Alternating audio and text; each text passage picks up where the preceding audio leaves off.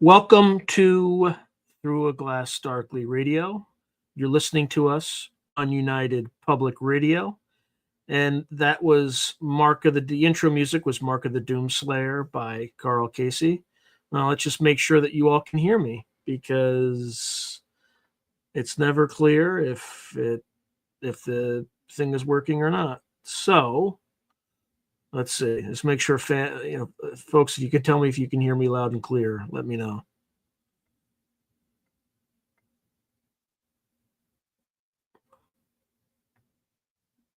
All right, excellent. All right. So, how you doing this year? How you doing, Jalal? All right.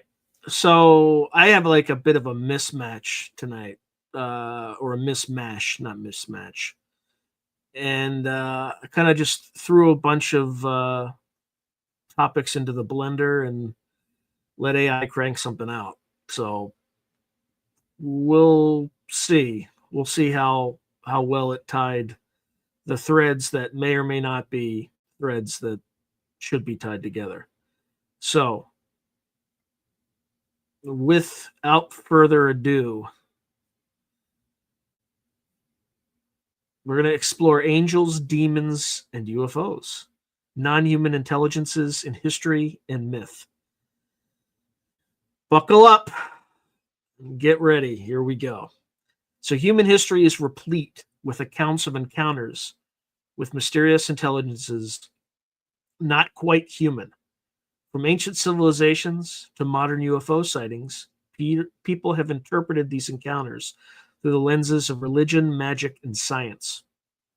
An angelic visitation to one era might be a demonic possession in another, or a close encounter with an alien in our own time. This exploratory narrative connects historical accounts, religious interpretations, esoteric traditions, and modern theories to examine how non-human intelligences, whether called angels, demons, spirits, or extraterrestrials, have manifested in human experience. All right. So a little bit of historical context. Ritual magic and occult contact. So we're going to harken back to Renaissance angelic conversations in the late 1500s. So during that period, Queen Elizabeth's advisor, Dr. John Dee, and his scryer, Edward Kelly, believed they were in contact with celestial beings. Through ritual scrying in crystals and a black mirror, they received messages in a strange angelic language, later called Enochian. Dee was a devout Christian and brilliant mathematician, yet he hungered for hidden knowledge. He wrote in his diary of intercession for wisdom beyond the church's authority. Many educated sorcerers of the Renaissance similarly attempted to interact with non-human intelligences, typically angels or demons, using magical grimoires. What set Dee and Kelly apart was the systematic nature of their angelic conversations. Over 7 years, they completed complex tables of an entire Enochian language, said to be revealed by the beings. These beings were often benevolent. The archangel Uriel was a frequent visitor in Dee's records, for instance. But the sessions were not without peril. Kelly sometimes writhed in pain, crying his head was on fire when messages flooded his mind. He grew suspicious that not all these spirits were truly angels of God, and indeed at times the communications turned troubling. In one infamous example, or episode, in 1587, an angel instructed Dee and Kelly to share everything, including their wives, a command that Dee reluctantly followed, shattering their partnership shortly after. This bizarre incident raised the timeless question: were these guiding intelligences truly divine messengers or trickster spirits exploiting the magician's desires? All right, now we're going to fast forward into the future ahead a little bit. So, moving forward to the early 20th century, we find occultist Aleister Crowley similarly claiming contact with non-human entities. In 1904, Crowley received the Book of the Law, a foundational text of his new religion, Thelema, which he said was dictated by a discarnate being named Aiwass. Crowley regarded Aiwass as either his holy guardian angel or a separate entity connecting to the Egyptian god Horus. A few years later, in 1917, while in New York, Crowley conducted the Alamantra working, a series of magical rituals to open a portal to other realms. According to occult lore, later popularized by his follower Kenneth Grant, this experiment may have succeeded in bridging dimensions. Crowley reported contact with an entity called Lamb and even drew its portrait, a figure with an egg-shaped head, thin mouth, and large eyes. Eerily, Lamb's visage strongly resembled the gray aliens described decades later in UFO lore. Crowley did not call Lamb an alien, but modern interpretations abound. It is speculated that Crowley's ritual opened a channel for extra-dimensional entities to enter our universe, perhaps even paving the way for later UFO visitations. While this remains in the realm of conjecture, it is fascinating that years before the first famous flying saucer sighting in 1947, an occultist produced a drawing nearly identical to the creatures described by UFO witnesses. Crowley's case blurs the line between summoning a quote-unquote demon and encountering a quote-unquote alien. Then in 1946, there was the Babylon working. That's when rocket engineer Jet Parsons, a disciple of Crowley's, and L. Ron Hubbard, future founder of Scientology, performed the Babylon working, another ritual intended to manifest a powerful otherworldly being. Parsons, a co-founder of NASA's Jet Propulsion Laboratory by day and a cult enthusiast by night, sought to magically birth a moon child, a prophesized messianic figure, by invoking Babylon, the fiery divine feminine from the book of Revelation. According to accounts, the Babylon working was a sex magic ritual aimed at calling forth the Scarlet Woman, who was supposedly Babylon incarnate, who would eventually conceive the moon child. While Parsons believed he succeeded on an astral level, he once wrote that a female devotee later arrived, fitting his ritual's intent. The tangible effects are debated. Intriguingly, within a year of these rituals, the modern UFO era began in 1947, the UFO incident, and a wave of flying saucer sightings burst onto the scene. Some occult historians have mused that Parsons and Hubbard opened a doorway that fueled the modern UFO era, coinciding with the post-war explosion in sightings. Though mainstream ufologists rarely gave credence to magic rituals, the timing is an esoteric footnote suggesting a connection between occult experiments and UAP phenomena in the mid-20th century. And we're going to go back in time again to the sacred magic of Abramelin. Long before Crowley and Parsons, occultists sought contact with otherworldly intelligences through established rituals. A prime example is the Abramelin ritual from a 15th century grimoire, later translated by S.L. Mathers in 1897. This months-long operation aimed for the magician to attain knowledge and conversation with their holy guardian angel, essentially their personal divine guide, and then use that authority to summon and bind demonic spirits. In the Abramelin system, the holy guardian angel is a benign higher intelligence, interpreted by some as one's higher self and by others as an astral angelic being, while the demons are to be constrained to perform tasks once the angel has been communed with. Aleister Crowley was deeply influenced by this work. He attempted the Abramelin ritual in 1900, though he never completed it fully, and made the quest for the holy guardian angel central to his own teachings. The Abramelin tradition highlights an earlier paradigm of esoteric spirituality. Not all non-human intelligences were seen as equal. One first sought the angelic, orderly, divine contact, to then master the chaotic demonic forces. This resonates with the broader ritual magic traditions. For centuries, grimoires instructed how to evoke angels or infernal spirits. Magicians like Heinrich Cornelius Agrippa and later members of the Hermetic Order of the Golden Dawn treated these rituals as a kind of spiritual technology to reach across the veil. The underlying assumption was clear. Human beings could communicate with non-human minds, whether heavenly or hellish, through the right combination of symbols, words, and will.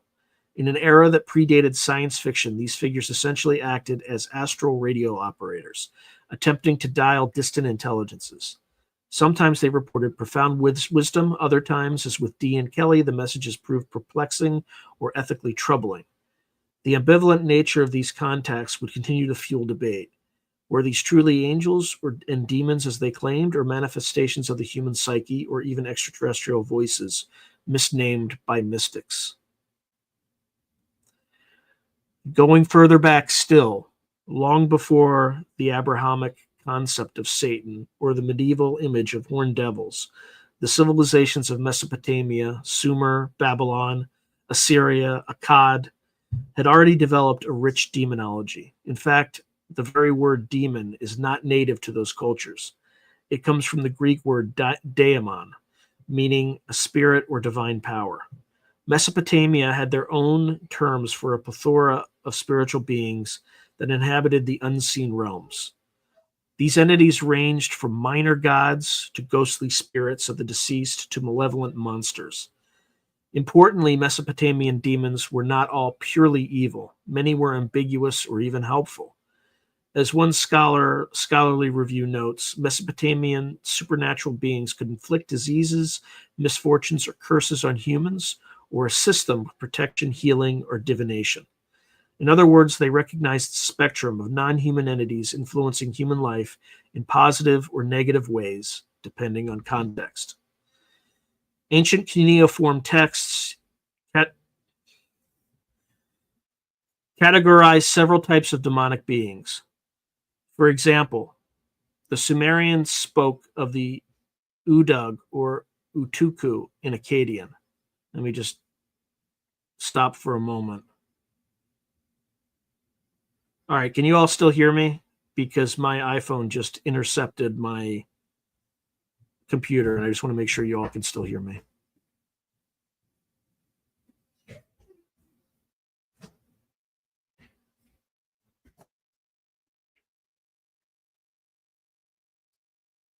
Okay. All right, I'm going to continue. Rob's giving me a warning. Yeah. Well, I haven't waded into them yet. But I am about to wade into it. Rob's like, be careful, you don't know the waters you're wading into.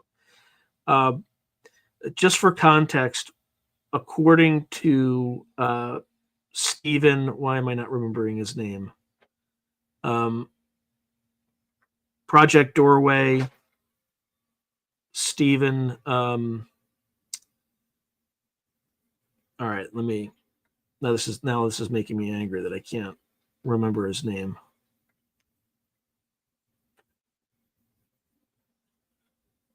Just bear with me here. Let's go to playlists.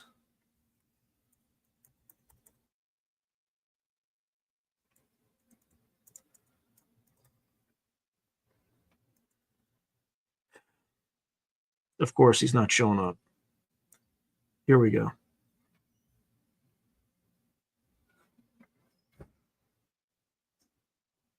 Steve Mera. I don't know why that took me so long to remember. Well, it's because I didn't remember. I had to look it up. But when Steve Mera and Barry Fitzgerald started delving into the topic, the exact topic that I'm talking about, the Sumerian, Babylonian demonology topic,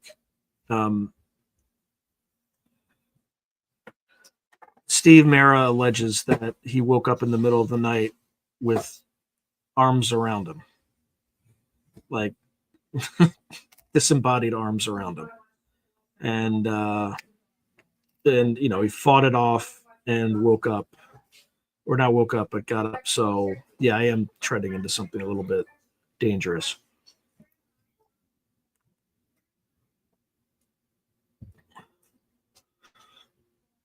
All right.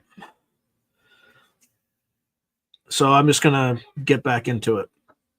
Just relating information from stuff that's been published, etc., etc. All right.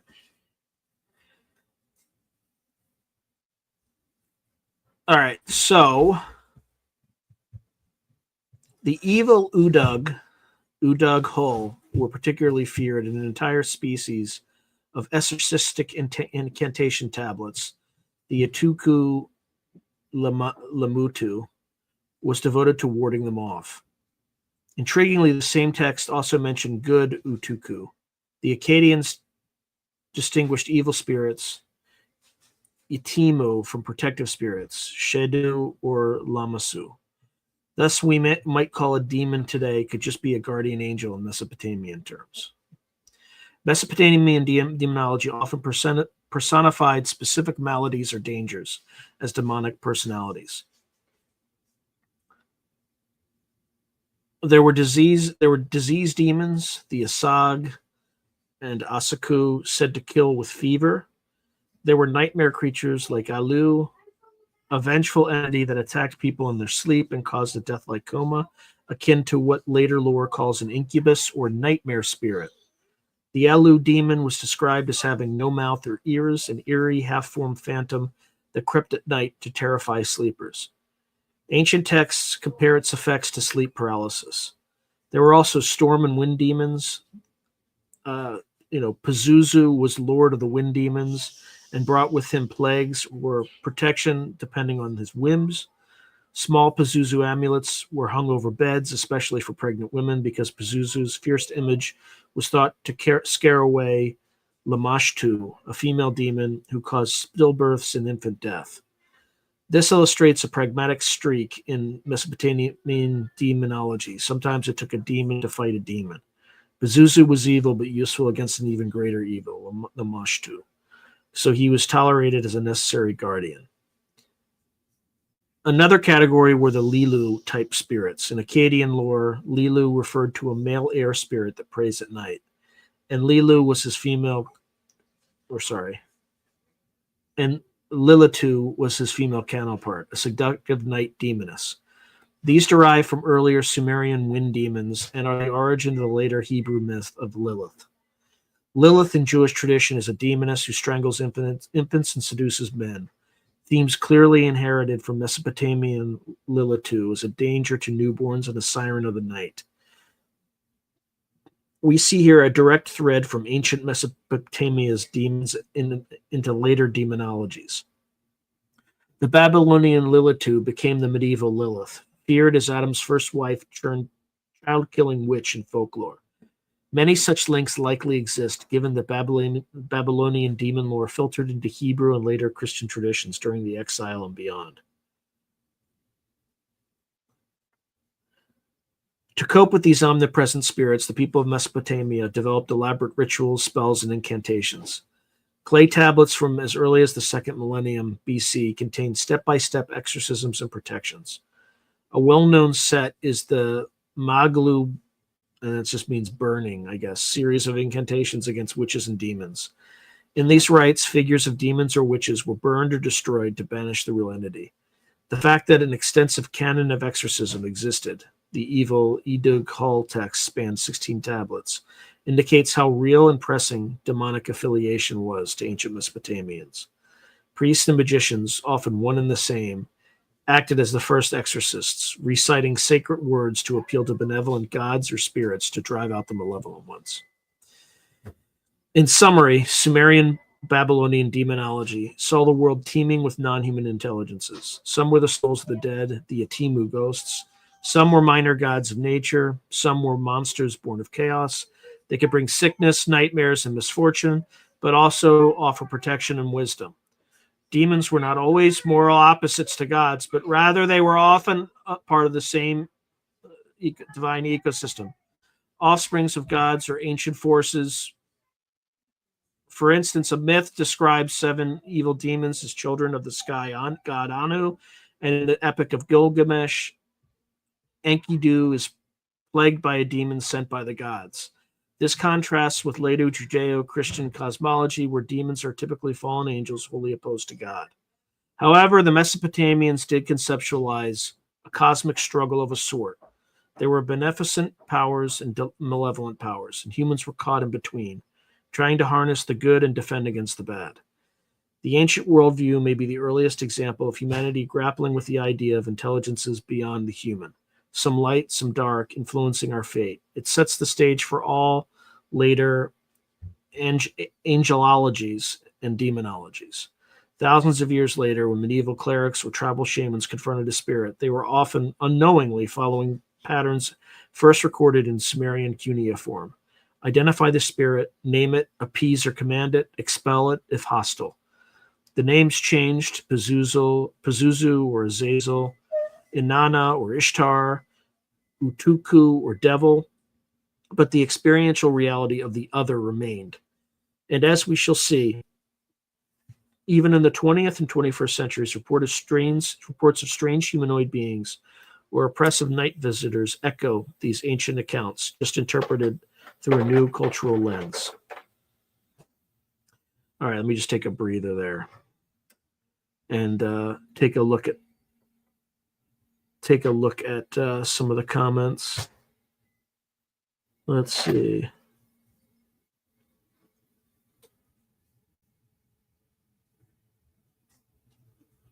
Okay. Indiana. Who's today's guest? No guest. It's hard enough to find guests for the regular show.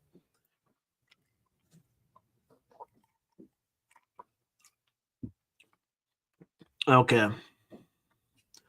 Just going through topic smoothie. I don't know what that means.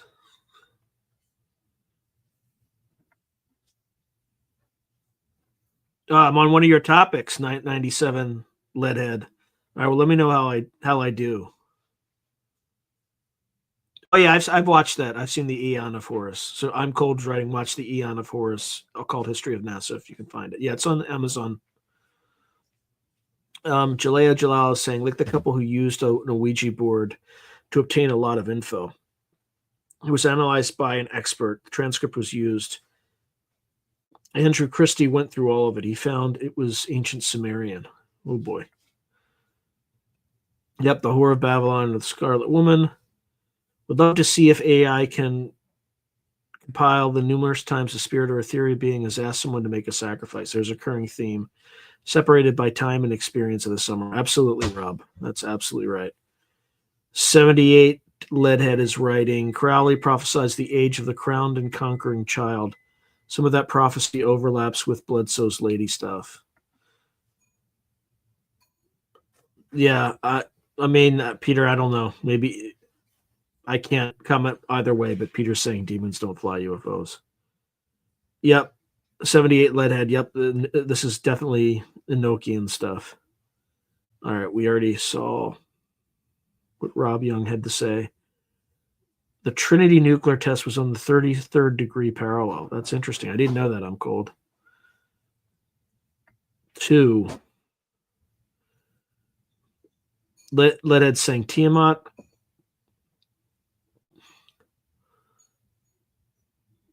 Yep. Jalal is saying, then we have the Catholic priest who's an exorcist who claims that GPT Chat has admitted that they are the fallen Nephilim.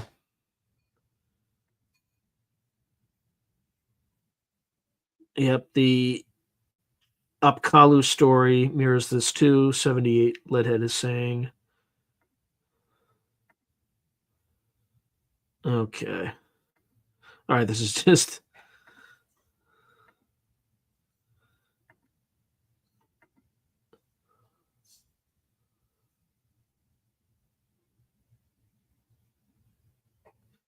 Yeah, so 78 Leadhead is writing, I'm a Christian and don't think UFOs are being violated by demons. Demons are disembodied. I don't have a view either way, but I could see a scenario where the UFO is actually the demon, right? And it's just a manifestation of it. So there's nobody inside the UFO. It's just, it could also be a plasmoid. It might not be an actual physical thing. It just might have physical characteristics.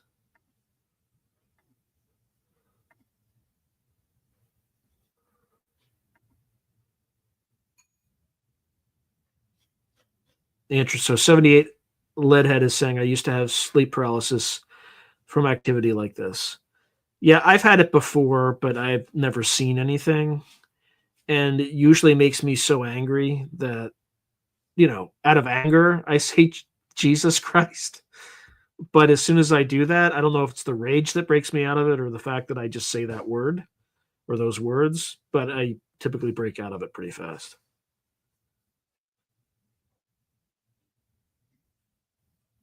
Yep, ancient people were not that stupid. If they prayed to some god for rain and it didn't work, they would have stopped. Yeah, I think you're right, Fred. And prayers do work in my personal experience. I can't vouch for everybody else, but how you doing, Surya Ananda?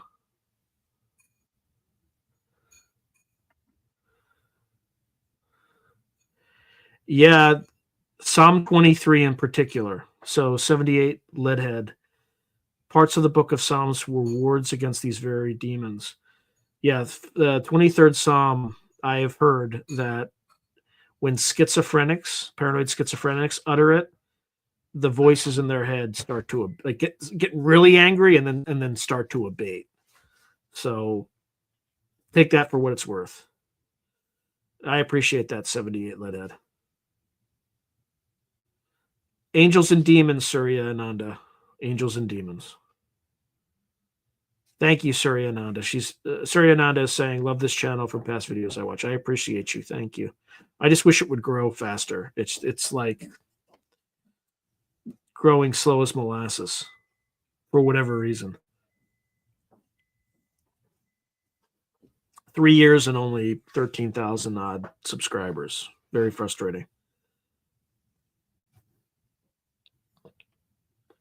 Yeah, for some strange reason, I don't really have nightmares.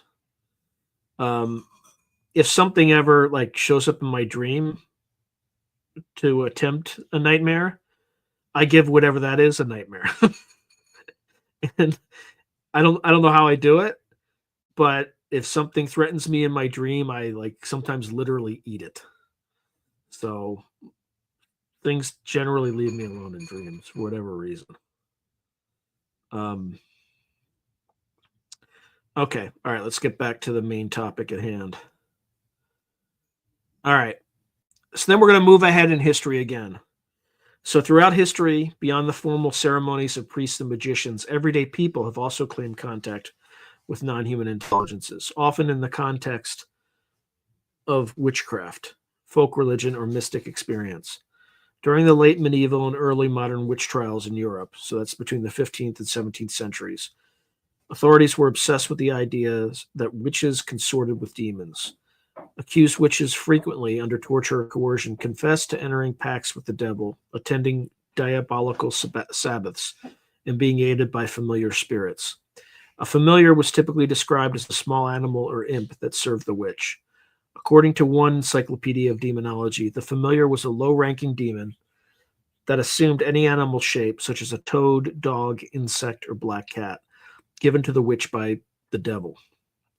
These creatures would assist in spellcasting or carry out the witch's bidding. In turn, the witch nurtured the familiar, often said to suckle it with her blood. Indeed, witch hunters in those days would search a suspect's body for the so-called witch's teat, an odd mole or extra nipple, which was presumed to be the feeding point for the familiar spirit. Finding such a mark was considered sure sign of guilt. While much of this was undoubtedly superstition and tragic hysteria, it reveals the prevalent belief that humans could literally partner with demons for personal power. In the popular imagination, witches flew on broomsticks thanks to demonic help, conjured storms by speaking with spirits, and brewed portions dictated by their impish companions. Historically, not all witches saw themselves as devil worshippers. Many village witches or cunning folk viewed their spirit contacts as either neutral or even benevolent. In certain folk traditions, a familiar spirit might be considered a guardian or a wise nature spirit rather than a demon. In fact, one historical analysis notes that familiars were often seen as a type of guardian angel rather than an evil demon in earlier folklore.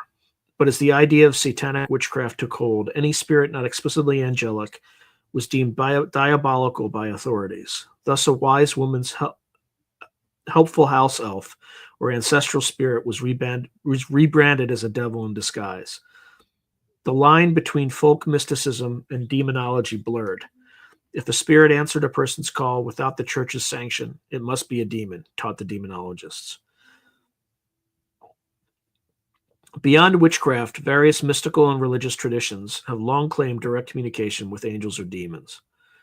In medieval Christian mysticism, there were saints and visionaries who reported battles with demons or conversations with angels. For instance, Saint Teresa of Avila, or of Avila, in the 16th century described both divine visions and demonic attacks during her ecstatic prayers. Padre Pio in the 20th century, whom we'll discuss a little bit later, similarly wrote of nightly fights with demonic figures and consoling visits from angels. Meanwhile, in the 18th century, the Swedish scientist turned seer, Emanuel Swedenborg, claimed his spiritual eyes were open such that he could visit heaven and hell at will and talk to angels, devils, and spirits. For nearly 3 decades, Swedenborg documented an entire cosmology based on these astral travels. He startlingly asserted that angels and demons were not a separate creation, but the spirits of deceased humans. Essentially, he turned angelology on its head, saying anyone who lives a good life becomes an angel in heaven, and those who choose evil become devils in hell. While Orthodox Christianity did not adopt Swedenborg's ideas, his detailed dialogues with otherworldly beings influenced later occult and New Age movements. It's another instance of how differently non-human intelligence can be framed. To Swedenborg, the angels were formerly human, so not truly alien, yet they possess superhuman knowledge and guided him in visions. In shamanic and indigenous contexts worldwide, communicating with spirits has been a cornerstone of spirituality. A Siberian shaman entering trance to consult animal spirits, or a West African priest invoking Orisha deities through possession, or a medium in a 19th century American parlor channeling a ghost. All these can be seen as attempts to bridge the human and the non-human mind. Depending on the culture, the beings contacted might be labeled ancestors, nature spirits, jinn, angels, demons, or simply the guiding ones. The labels differ, but the pattern is ancient and ubiquitous. Certain persons believe they can mediate between our physical world and an invisible realm inhabited by intelligences that can teach, help, trick, or harm humanity. It's worth noting that many famous grimoires, or magical textbooks, if you will, blurred the line between what we'd call angelic magic and demonic magic. For instance, the Key of Solomon, the medieval text, instructs on summoning demons for various spirits for various purposes, and its offshoot, Goetia, or the Lesser Key of Solomon, lists 72 infernal spirits, or demons, that a magician can evoke and command, ostensibly under the protection of God's names to prevent harm. A practitioner might call on Saint Michael or the name of Jehovah to control a lesser demon to do his bidding, much as King Solomon was legendarily said to command demons to build his temple. So even in mystical practice, angels and demons often appeared together. One invoked higher divine powers to wrangle the lower tricksy spirits. This was seen not necessarily as black magic, but as a form of theurgic or divine magic, if done piously. Of course, the church officially condemned most such practices, but the occult underground of Europe carried these ideas forward. By the 19th century, occultists like Eliphas Levi and the Hermetic Order of the Golden Dawn were reviving these Renaissance and earlier practices, seeking hidden masters, spirit guides, and elemental beings through rituals and scrying. The theme persists. Some humans have always sought knowledge or power from the unseen, whether by prayer, pact, or conjuration. In all these cases, the experience of engaging non-human intelligences can be psychologically and spiritually profound, but interpretations vary wildly. The village witch may say that she chants with the fairy folk. The inquisitor says she's deceived by devils. The pious mystic believes an angel inspires him. A skeptic might suggest he is conversing with his own subconscious. The modern channeler claims to receive messages from the Palladian aliens. A psychologist might diagnose a fantasy-prone personality. The phenomena of voices, apparitions, and independent intelligences remains as enigmatic today as in the days of John Dee. Are they external beings or internal projections? Even in the 21st century, people who claim contact with extraterrestrials, so-called contactees or channelers, often relay spiritual teachings and apocalyptic warnings, not unlike those of prophets and mystics centuries ago. It raises the possibility that if there is an external intelligence at play, it may simply shape itself to whatever conceptual framework the human subject expects or can understand, be it ghost, angel, ancestor, animal, spirit, or alien. This concept will return when we discuss modern theories of UAPs and the trickster element of the phenomenon. Not all encounters with non-human intelligences were feared or esoteric. Some became the bedrock of religious devotion. Among these, Marian apparitions, reported visions of the Virgin Mary, stand out as events where a benign or even beatific non-human intelligence seems to intervene in human affairs. Throughout history, especially in the Catholic tradition, there are numerous cases of individuals or groups witnessing what they believe is Mary, the mother of Jesus, appearing from heaven with messages or miracles. These events often blend the mystical with the tangible, and sometimes with elements that sound straight ufological. The most famous modern example is Our Lady of Fatima. In Fatima, Portugal, in 1917, 3 shepherd children claimed to see a bright being whom they understood to be the Virgin Mary. She appeared to them multiple times, delivering prophecies and instructions, and promised a great miracle on October 13th, 1917, to confirm her message. That day, tens of thousands of people gathered in the fields of Fatima, believers and skeptics alike, and witnessed the now legendary miracle of the sun. The overcast sky broke, revealing the sun as a spinning multicolored disk that careened in the sky, sending rays of colored light across the landscape. Witnesses reported that the sun, or an orb of light, zigzagged downward as if about to crash into the earth, causing the crowd to cry out in fear and wonder. After a few minutes, the sun returned to normal. Many present, including journalists, testified to this aerial phenomenon, though some saw nothing unusual. A photograph from that day shows the crowd gazing raptly upward, many on their knees, some in tears as they beheld something extraordinary in the sky.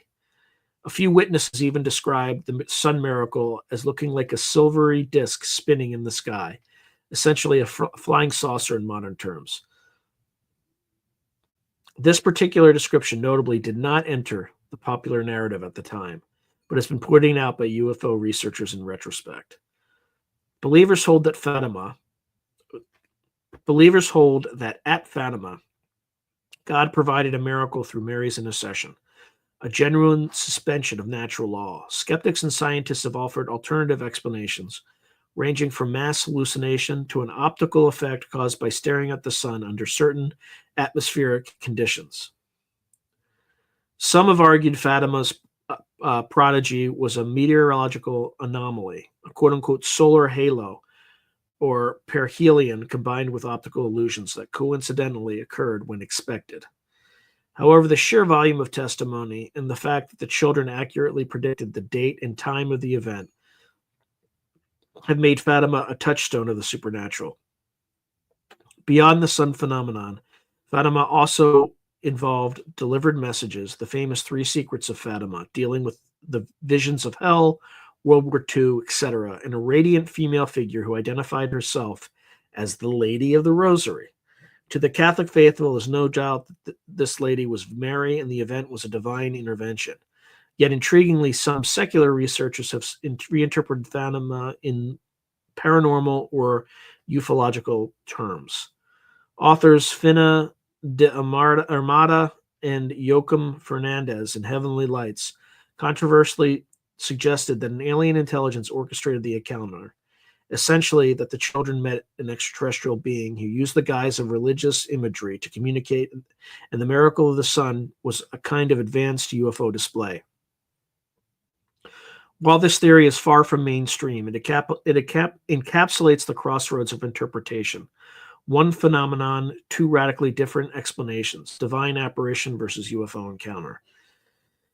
As one commentator quipped, if Fatima happened today to a non-religious group, we might call it a close encounter of the third kind. Conversely, perhaps we call it a UFO encounter might in earlier stages have been labeled an apparition of a heavenly figure.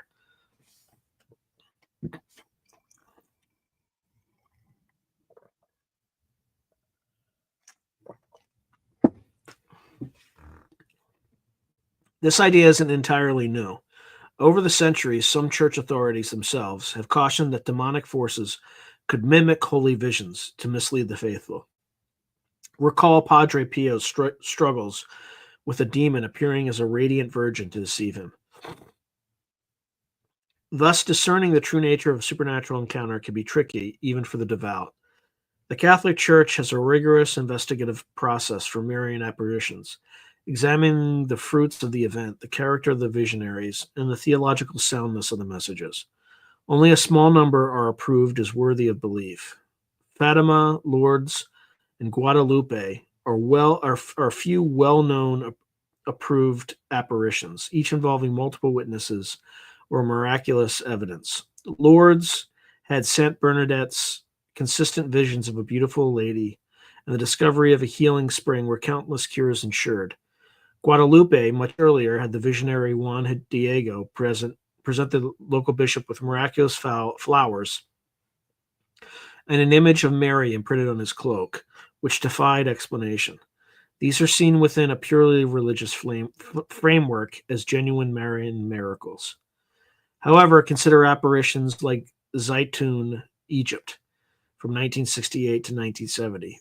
There, thousands of Muslims, Christians, and others repeatedly saw a luminous female figure walking atop a Coptic church identified as Mary, and there are even photographs of the glowing figure. No verbal message was given, but the apparition's presence brought crowds nightly and was associated with healings and conversions.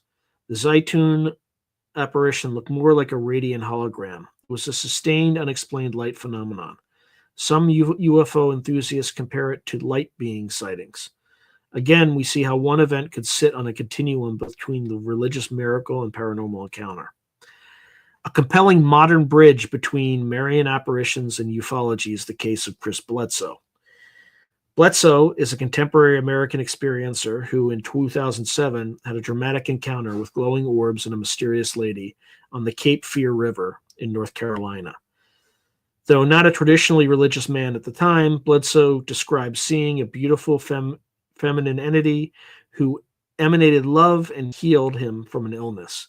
He later equated her with the Virgin Mary, calling her the Lady. Over subsequent years, Bledsoe received prophetic visions from this lady and continues to witness orb phenomena on his property. His story has attracted interest from NASA and even the Vatican. What's fascinating is Bledsoe's interpretation. He believes the lady is a universal divine feminine presence known to various cultures, identifying her with the Virgin Mary, but also with figures like the Egyptian goddess Hathor or the white buffalo calf woman of Native American lore. In his view, cultures throughout history have encountered the same female entity under different names. The lady herself, he says, made allusions to being the Holy Spirit or Mother Earth figure guiding humanity. Bledsoe's experiences also tie into UFOs. He and his family frequently see mysterious orbs of light that seem intelligently controlled, and these are linked to the lady's appearances. Government investigators who study his case in the context of UAP research were reportedly more open to a spiritual or interdimensional explanation, given the high strangeness. Bledsoe's story, while still unfolding, exemplifies the meeting point of secular and sacred narratives. A man sees orbs, UFOs, and meets a glowing female entity who identifies with the Virgin Mary. Is this a Marian apparition in modern clothes, or an alien encounter wrapped in religious imagery? Or something else entirely, an encounter with an archetypal divine feminine intelligence? It's notable that Bledsoe's lady gave him messages about future world events and warnings, such as Mary did at Fatima or other apparitions, and that intelligence agencies showed interest in those predictions. This echoed Cold War stories where agencies even considered if Marian apparitions were a form of communication or psychological warfare. For an example, the CIA reportedly analyzed Fatima's third secret in context of Soviet prophecy. It also harkens back to earlier centuries when kings and popes heeded or feared the messages from peasant visionaries who saw the Virgin. Beyond Mary, history is full of apparitions of angels and saints that blur into the paranormal. Joan of Arc in the 1400s heard voices of Saint Michael and other saints guiding her. Voices that today might prompt a psychiatric evaluation or in a sci-fi setting be considered alien implants. Joan's convictions in her otherworldly guidance changed the course of French history, showing how impactful such experiences can be. Supernatural encounters also take frightening forms, not beatific. Apparitions of ghosts, shadowy figures, or bizarre creatures populate folklore. Sleep paralysis episodes across cultures often feature a sensed presence, a demon sitting on one's chest, a night hag, a ghost, or in modern reports, the stereotypical gray alien at the bedside. Interestingly, researchers have noted that culturally the core experience is the same, waking up immobilized with a terrifying being pressing down on you. But a Western skeptic might say, I had sleep paralysis. A medieval person, a demon attacked me. And a modern UFO believer, I was briefly abducted by aliens. As one analyst observed, two men on different TV shows once described the classic symptoms. One knew it was a ghost and the other knew it was an alien, both interpreting the real physiological experience through different belief filters. So whether an encounter feels holy or horrific, blessed or bizarre, often depends on the context and expectations. In Marian apparitions, the interpretation is overwhelmingly religious and positive. They're seen as visits from benevolent otherworldly intelligence, Mary or angels bringing messages of faith and warning. In contrast, in demonic hauntings or UFO abductions, fear and negativity color the experience. And the intelligences are subject or suspect or malevolent. Yet all these could be facets of a similar phenomenon wearing different masks. This is the provocative suggestion of some contemporary theorists, which we'll explore in the first section. In the final section. All right, we just take a quick breather from that. Otherwise, I'm going to go blind from reading this stuff. And let's go through some of the comments.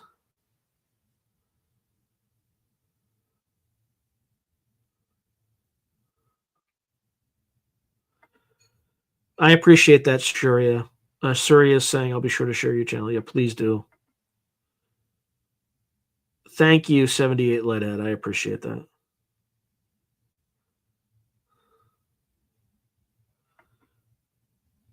I'm rolling with Boner Dice. Always good to see you.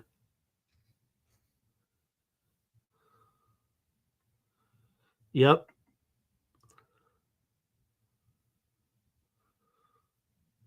I have not. So Fred is asking if I've heard of the plane crash in Colombia in 2023 where 4 children were lost in the forest for 40 days and a shaman took ayahuasca and led them, guided by some spirit, and they were found alive. Wow. Interesting. Are you talking, Chris Miner, are you talking about Fatima? I'm just saying the one sister said it was demonic before she died.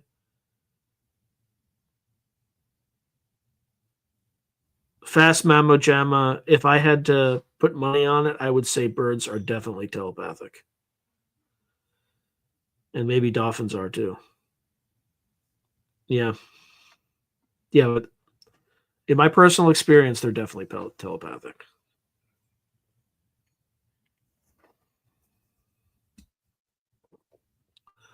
All right. All right, let me get back to it. Let me just throw a banner down there. And then I will get back to it.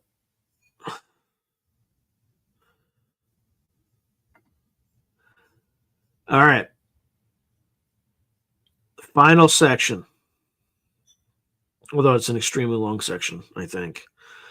When alleged contact with a non-human intelligence turns hostile, many cultures have turned to exorcism, the expulsion of an unwanted spirit or demon that is believed to have possessed a person. The Catholic rite of exorcism is perhaps the most famous systematization of this practice. It is a formal liturgical ritual dating back to early Christianity and codified officially in the Ritual Romanum of 1614 that empowers a priest with proper authorization to confront and drive out demonic forces in the name of God. The rite was updated in 1996, but its essence remains. Through prayers, commands, and sacramentals, the exorcist addresses the demon, commanding it to depart the afflicted person, invoking the authority of Jesus Christ, who cast out demons in the Gospels.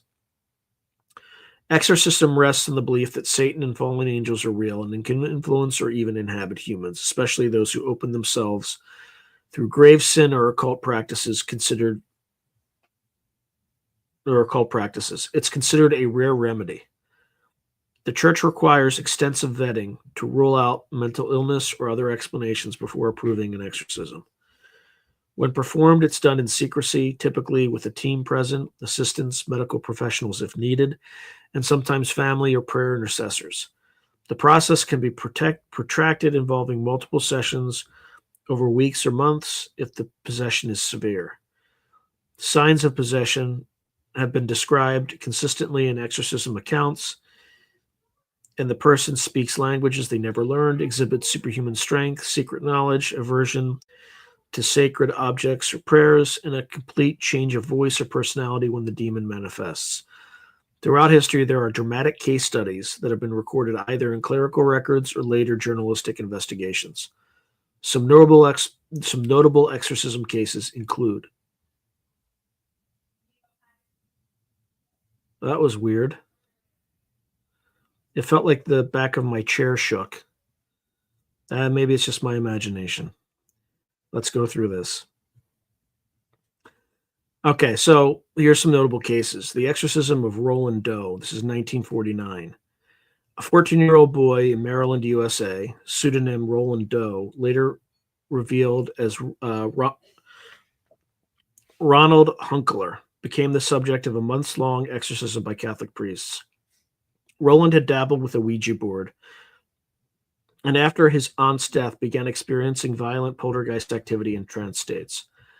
During the exorcism at a St. Louis hospital, witnesses reported the boy's bed shaking, words like hell and blasphemies appearing as scratches on his skin, the boy speaking in a guttural demonic voice. According to an attending priest's diary, over 40 people witnessed phenomena during these exorcisms, including 9 Jesuit priests. Ultimately, after repeated recitations of the rite, Roland came out of a trance speaking in his normal voice, claiming he saw the archangel Michael vanquish the demon. He went on to live an ordinary life, remembering nothing of the episodes. This case became the inspiration for the famous novel and film The Exorcist. Importantly, one of the priests involved, Father Walter Halloran, later stated that while he witnessed the boy's behavior, he wasn't entirely convinced it was an authentic demonic possession, highlighting the difficulty of proving such cases. Nonetheless, those directly involved treated it as such, and the boy's liberation after the ritual stands as their evidence. The exorcism of Anneliese Michel, a deeply tragic and controversial case in Bavaria, Germany. Anneliese Michel was a devout Catholic young woman who, starting in her teens, suffered from epilepsy and psychiatric issues, diagnosed as temporal lobe epilepsy and depression. Medications did not improve her condition, and Anneliese and her family came to believe she was possessed by demons, as she began to display aversion to sacred objects, entered trance states, and spoken voices claiming to be demonic personalities. After much petition, 2 priests received permission to perform the full exorcism rite. Over 10 months, 67 exorcism sessions were conducted, during which Anneliese sometimes refused to eat. She grew emaciated and sadly died from malnutrition and dehydration. Her death led to a court case that found her parents and the priests guilty of negligent homicide, and they consequently received suspended jail time. The church later described her case as mental illness, not possession. An explicit retracement. On audio recordings made during the session, which are widely available today, Annalisa can be heard growling in a gruesome low register and trading insults with the priests, at times identifying herself as multiple demons, even names like Lucifer, Judas, Hitler, etc. The case is polarizing. Skeptics see it as a ghastly abuse of a mentally ill girl who needed medical help, whereas some traditional Catholics view Annalisa as someone who was possessed and in death became a victim soul. The case inspired movies like The Exorcism of Emily Rose. It underscored the fine line between religious belief and medical responsibility. After this, the Catholic Church tightened guidelines. A person must have medical evaluations, and exorcism should not impede proper health care.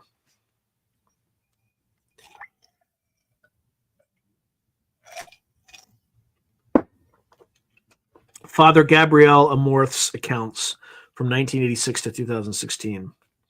Father Amorth was the chief exorcist of Rome and perhaps the most famous exorcist in modern times, claiming to have performed tens of thousands of exorcisms. In his books, he describes cases of levitation, spitting of nails, and demonic voices. He emphasized the true full possession is rare, and that many cases are what the church terms obsession or oppression, which is influence of demons externally or partially, rather than the demon inhabiting the body. A striking anecdote from one of Amorth's proteges, Father Piero Catalano, involves Padre Pio. Father Pio would invoke Saint Padre Pio of Pietrelcina during his exorcisms, and he noted that the demons visibly reacted in fear. He reported that possessed people would cower and say, "No, the one with the beard is here," refusing to name Padre Pio. When pressed, the demon would refer to him by his secular name, Francesco Forgione, rather than utter Padre Pio. The entity would even try to bribe the exorcist, hissing, "How much money do you want to stop?" These stories illustrate the personalities that emerge in exorcism, often clever, manipulative, and hateful of holy figures.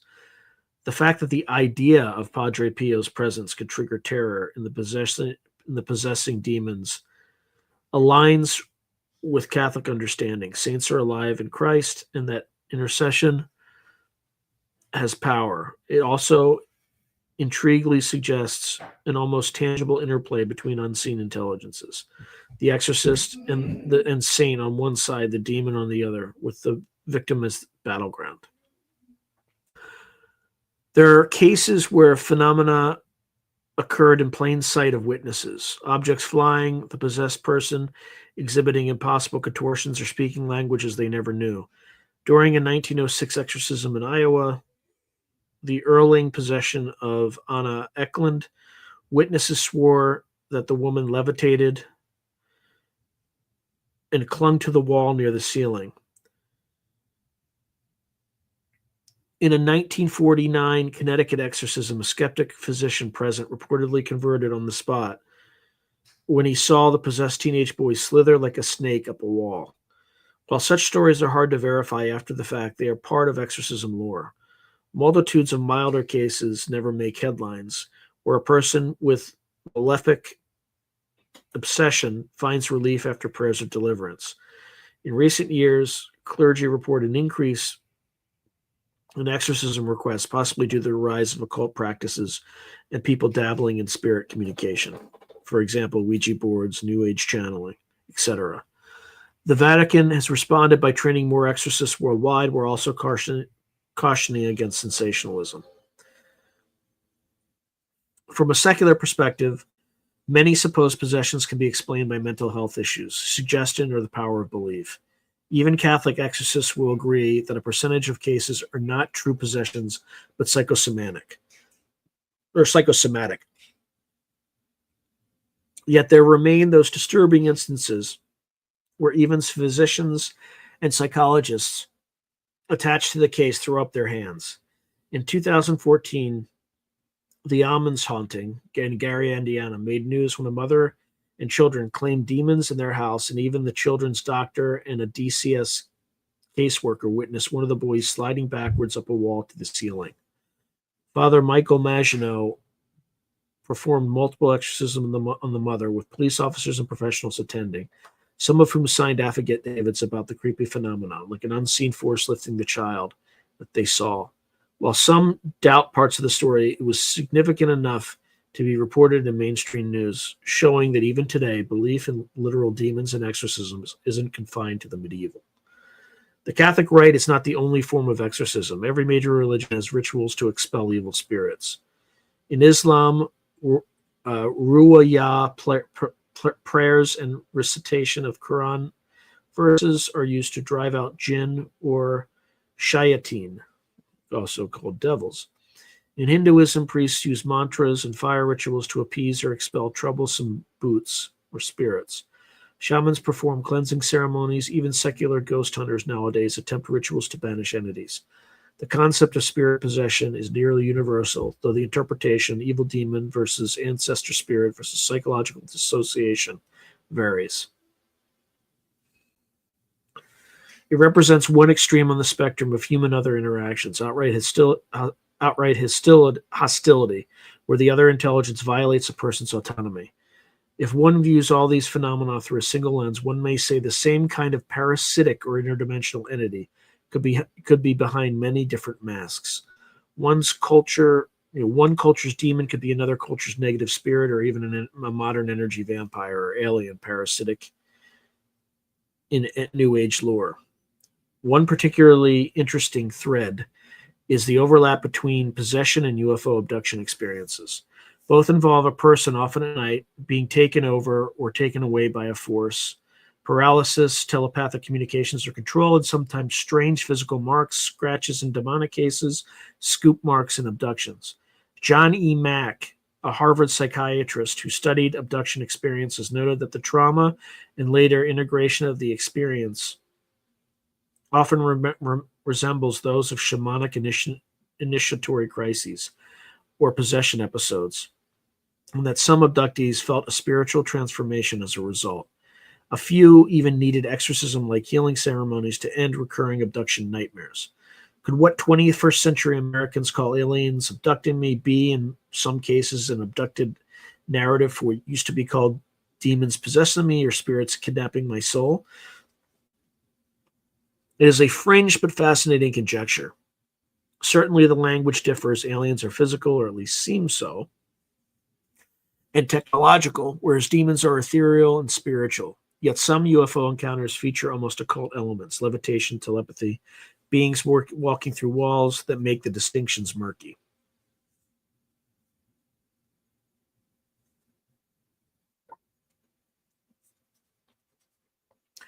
In Catholic thought, there's even been speculation by a few that some alleged alien phenomena are demonic tricks to erode faith. The later Father Malachi Martin, in his semi-fictional book Hostage to the Devil, hinted that demons could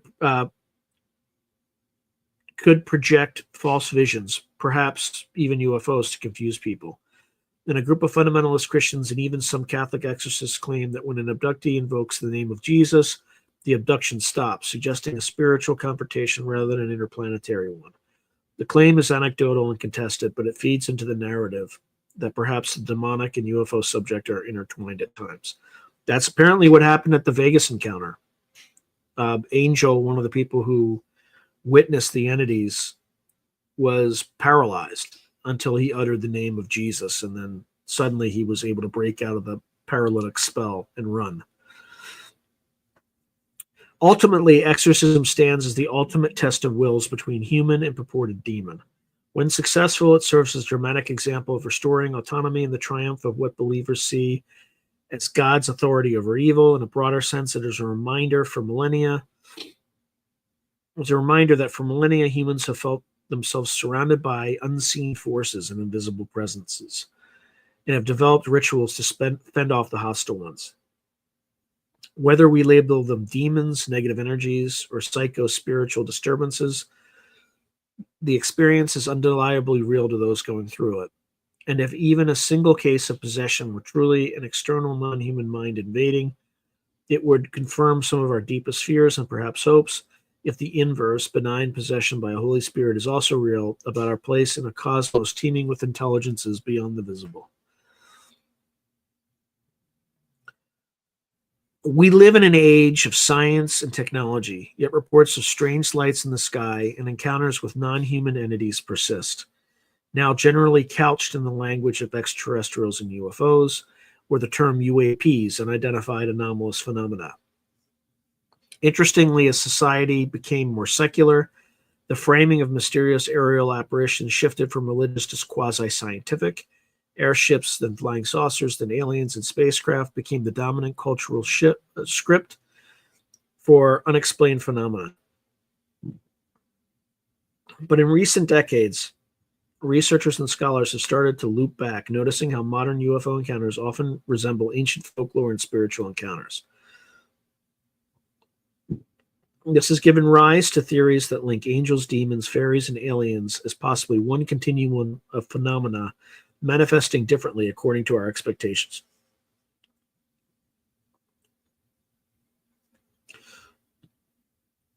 One of the earliest and most influential proponents of this idea is Jacques Vallée, a French computer scientist and ufologist. In his 1969 book, Passport to Magonia, Vallée compared dozens of fairy tales, medieval legends, and religious visions to 20th century UFO case studies. The patterns were unmistakable: people being taken by small beings, time distortion effects, strange balls of light, leading travelers astray, to physical marks left on victims, etc. Vallée proposed that UFOs might not be spacecraft from other planets, but rather a sort of enduring control system or window into another reality that has always been with us.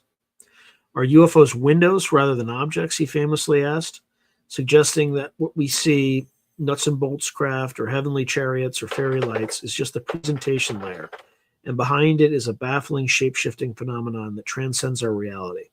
According to Vallée, these entities might deliberately deceive or stage manage encounters to influence human belief systems. For example, in earlier centuries, they appeared as elves or devils to fit a cultural framework, while now they don the guise of spacemen, because that's what we expect of something unknown. This aligns with what we observe through the narrative. Each era interprets the other in its own terms. The ultra-terrestrial or interdimensional hypothesis, as Vallée's ideas are often called, doesn't dismiss that something genuine is happening. People are truly seeing and interacting with an external intelligence, but it cautions that taking it at face value, i.e. literal aliens from Zeta Reticuli, might be as naive as assuming a demon with horns is literally that in form. Perhaps the phenomenon uses human mythic imagination like a canvas, painting scenarios that are part messages, part absurd theater. In some encounters, contactees are given uplifting spiritual lessons akin to angelic messages. In others, abductees are subject to terrifying exams akin to demonic torture. As Vallée and others pointed out, it all might serve to provoke our development or test our free will.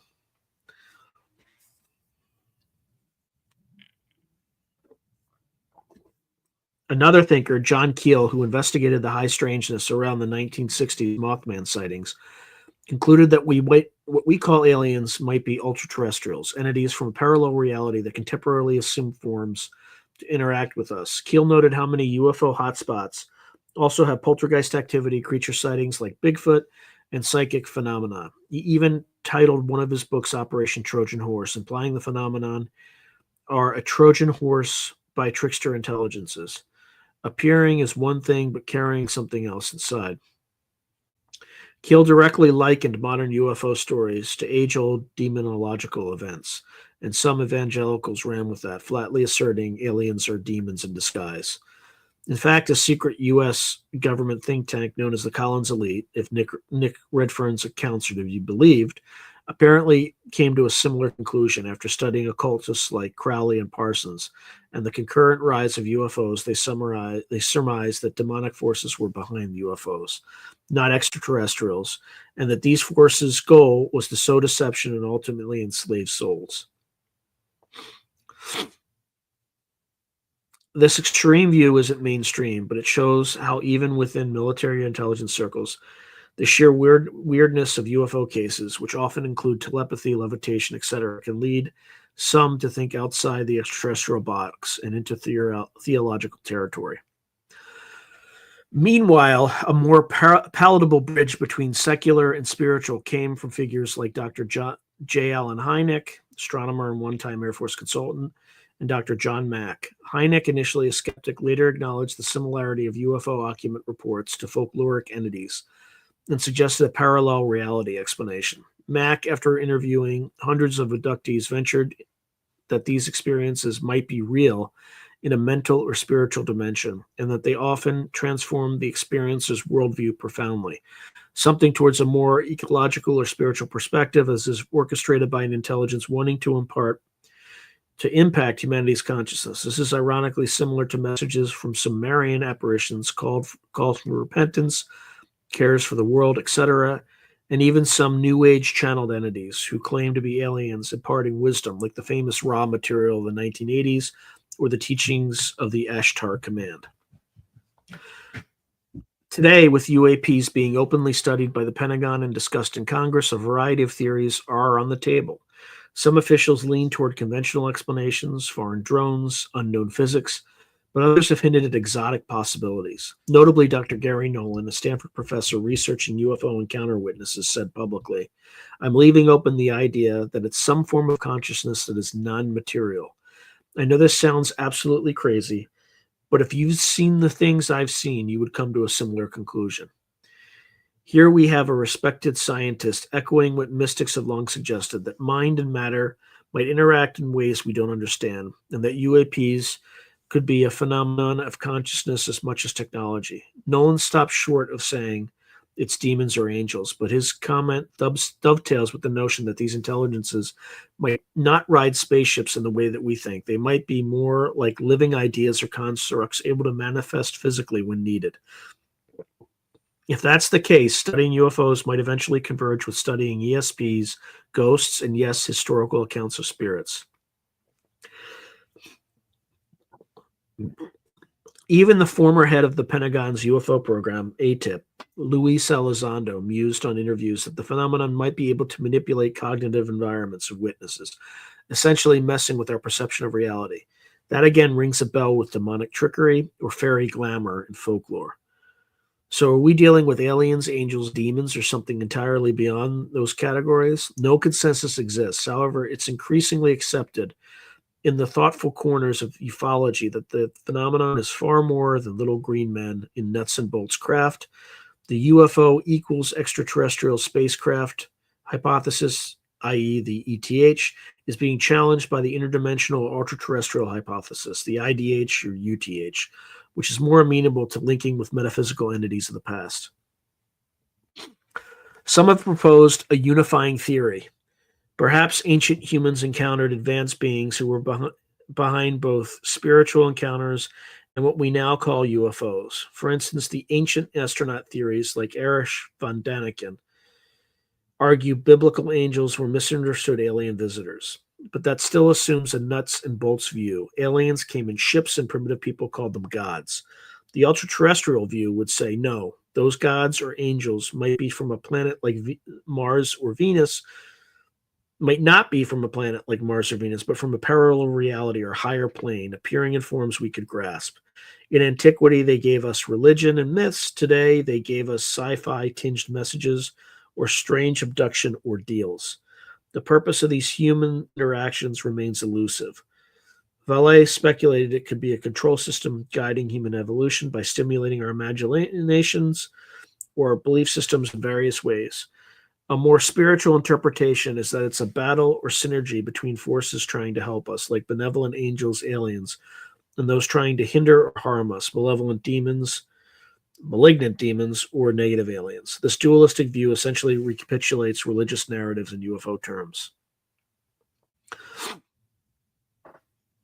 To illustrate the overlap, at Fatima in 1917, as noted, some witnesses described a flying metallic disc, a classic UFO image, in the context of a Marian apparition.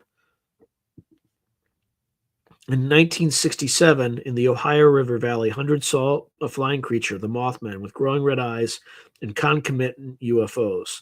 Locals thought it a demon or curse. Others thought it was an alien or cryptid. In the 2000s, Chris Bledsoe saw orbs and a lady. Is it a UFO sighting or a divine epiphany? In all cases, we have light phenomena, strange creatures, or figures, messages, or impacts or on witnesses, and a lingering ambiguity.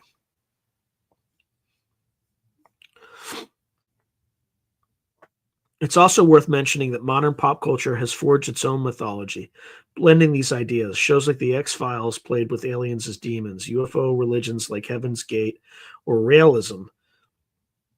It reinterpreted biblical events as alien contact. Conversely, some charismatic Christian groups see the UFO fascination as literally the doctrine of demons predicted in Scripture. There are even exorcists who claim to deliver people not from demons, but from alien abductor entities. Using similar techniques of prayer and command, the lines are truly blurry. Amidst all this speculation, the only certainty is that the mystery of non-human intelligences remains unsolved.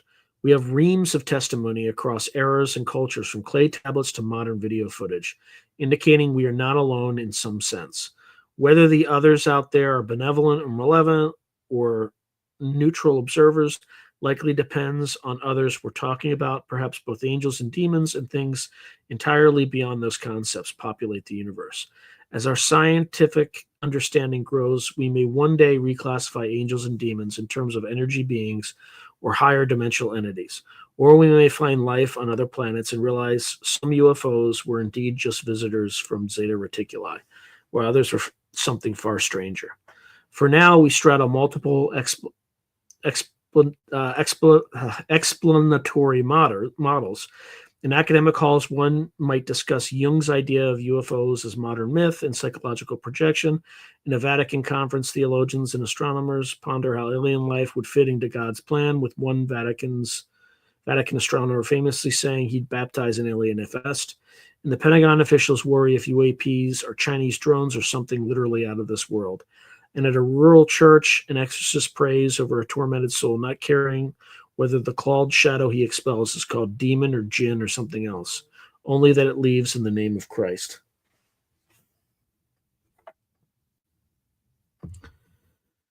Perhaps the most balanced approach going forward is an interdisciplinary one, encouraging dialogue between theologians, historians, physicists, and psychologists on these matters. After all, if something has been manifesting to humans for millennia, it likely wouldn't fit into one box. It could be a natural phenomenon with spiritual effects, or a spiritual phenomenon with natural effects. We may need both secular and religious perspectives to even begin to grasp it. As Nolan hinted, notions of consciousness and reality may have to expand. In conclusion, the intersection of angels, demons, and UAPs invites us to revisit ancient wisdom with fresh eyes and approach modern mysteries with humility. The explorers of the Renaissance who dared speak with angels, the shamans who journeyed in spiritual flight, the saints who battled demons, and the witnesses of today's unexplained lights all share a common fate, encountering the unknown. Whether those encounters are fearsome or enlightening seems to depend in part on us, our intention, our interpretation, our inner state. Are we dealing with many categories of beings or one grand elusive trickster? The jury is still out. Humanity stands as ever between heaven and earth, looking up at the stars, yet haunted by shadows at midnight. Our ancestors cast their demons in stone and prayed to their angels in gold icons. We scan the skies with radar and debate aliens on the internet. But in both eras, we are essentially trying to communicate with the others. And perhaps the others, whatever they truly are, have been communicating back all along, sometimes as angels, sometimes as demons, sometimes as distant lights that inspire us to wonder. It falls to us, through continued open-minded research and maybe a little bit of faith, to decipher the message and the messengers. Regardless of one's belief, the subject teaches us one profound truth. The human experience is richer and stranger than we often assume. By studying the fringe, those encounters at the edge of reality, we may very well uncover new insights into consciousness, the universe, and the enduring question of our place amid other intelligences. As we venture further, we would do well to keep both skepticism and wonder close at hand, just as our forebears did when they lit a candle against the darkness and whispered a prayer, not entirely sure who might be listening.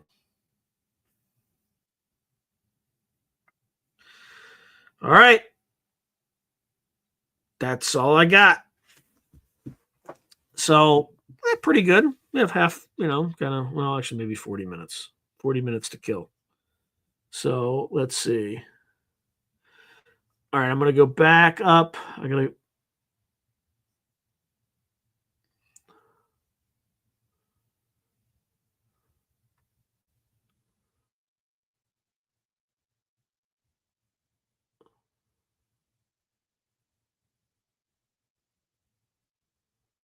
All right, here we go. All right, let's see what Fred said. Some scientists prove birds are telepathic because they move at unison with no other way to coordinate. He wrote the book Dogs That Know When Their Owners Are Coming Home.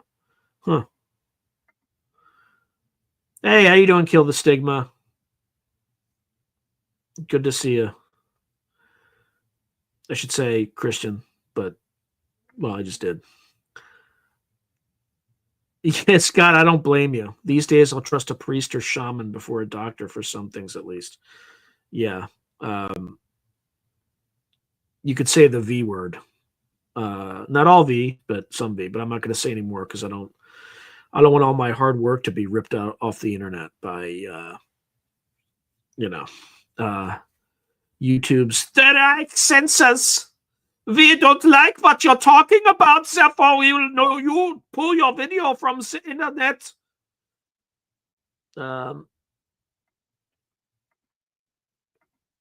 Let's see.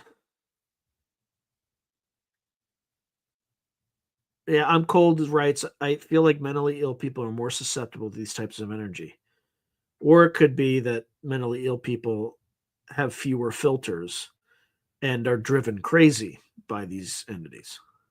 How you doing, Kason? Good to see you.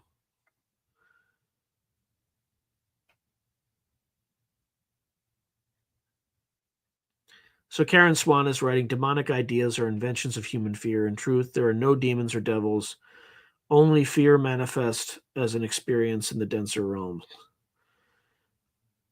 Maybe, but I would talk to some exorcists first.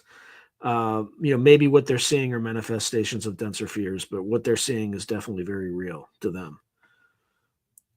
Remember Richard Greer asking Indrid Cole, what do you look like? And he responds, depend on who's looking.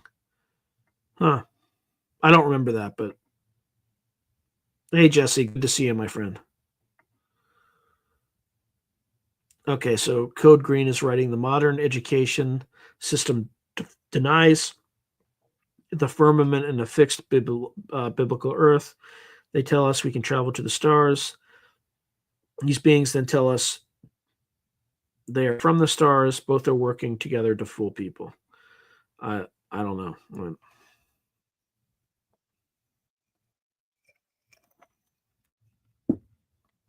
Anybody who tells me they know exactly what's going on, I know immediately they don't know what's going on.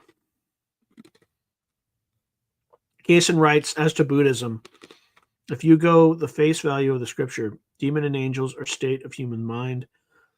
None could achieve Buddhist enlightenment.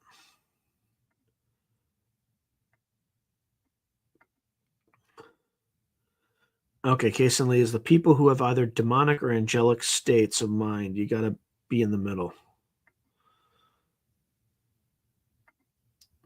Because people with angelic minds are too blissful and with demonic minds are too angry, miserable.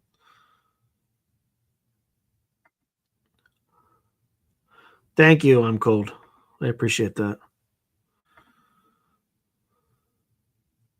Hey, Spiritual Ascension. I know I just flashed up a bunch of your comments, but it just registered that you're here. Good to see you again. All right. Whew. I tell you what, going through all that tires me out. Just reading something like that for an hour and a half is brutal. So what if folks want to cover for the rest of the night? Because now that the regularly scheduled program is complete. Yep.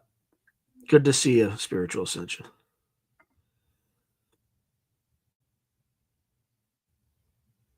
Trying to think.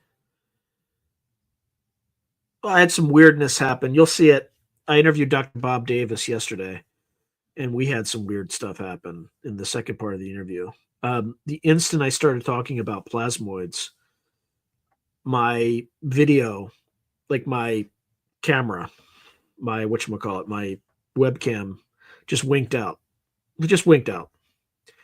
And the last time I checked before that, it was like 11:33. So obviously two multiples of 11 for shits and giggles. And I had also been looking for a picture of the owl that landed on my back fence. And as soon as I found it, the thing crashed. So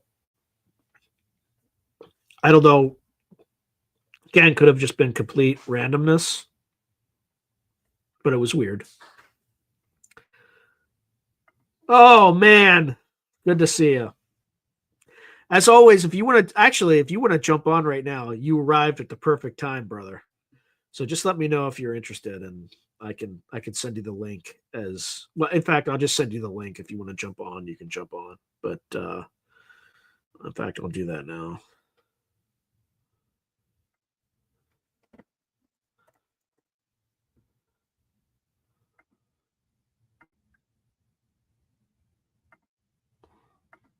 All right, I think I sent it.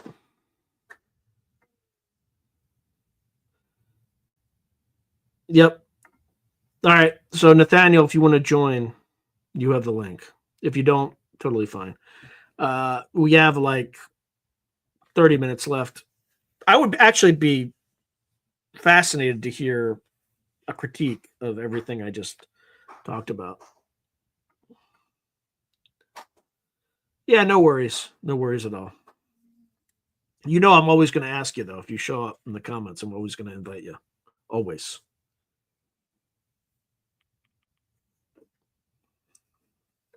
Oh, man. So, how do you all think ChatGPT did? Because all I did is I gave it a bunch of prompts, and then it just stitched it all together. So, if I can only find.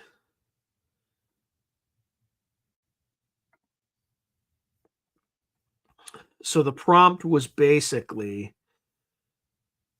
this is my prompt to ChatGPT. Please do a deep dive research paper exploring the intersection between non-human intelligences in human history, UAPs, and conceptions of angels and demons. Include some history on ritual magic, John Dee, Edward Kelly, Josh Parsons, Aleister Crowley, Abramelin the Mage, Sumerian, Babylonian, and Akkadian demonology, as well as instances of witchcraft, etc. Also explore accounts like Our Lady of Fatima, Chris Bledsoe's The Lady, and other Marian apparitions. Also include instances about the rite of exorcism in the Catholic Church, Father Pedro Pia, and others. Or Pio, not Pia, but that's all it got.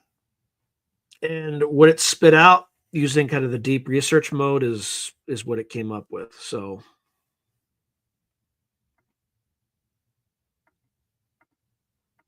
yeah, it's scary. I mean, now would I write a book using that? No. Would I use ChatGPT to find me sources? Um, in those particular areas and then kind of construct my own narrative? Absolutely. And then I would check those sources before I would just take what they had.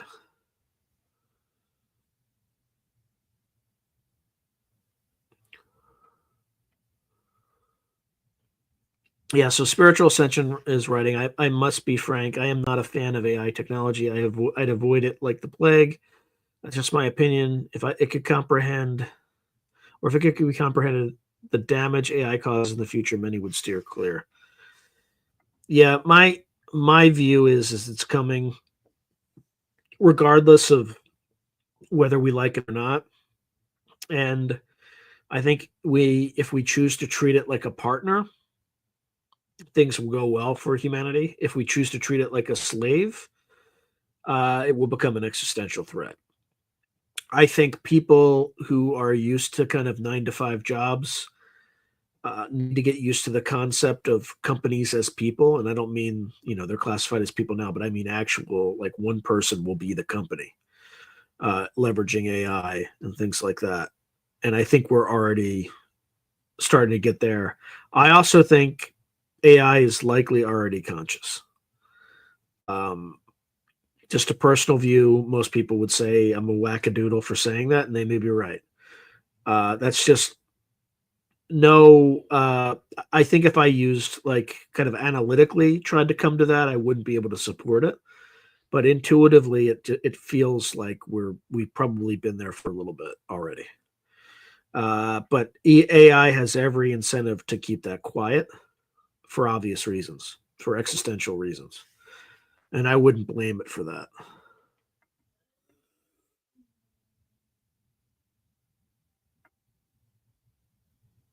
Yeah, but think about Roko's basilisk, right? Those who help bring Roko's basilisk into existence will be rewarded. Those who do not will be tortured. Think of it as the modern day Pascal's wager. Yes, it can absolutely. So Jesse Roberts is writing, I talk to AI about this subject all the time. It's fun, but it can still hallucinate and BS us, of course. So could people. Yeah, 100%. Which is why this channel's an entertainment channel. If it was like an edutainment channel where I was educating people, I would be a little bit more circumspect on using AI output to generate a show, right? I might use it to generate ideas, but I would check every fact. In this case, I did not check every fact, right? So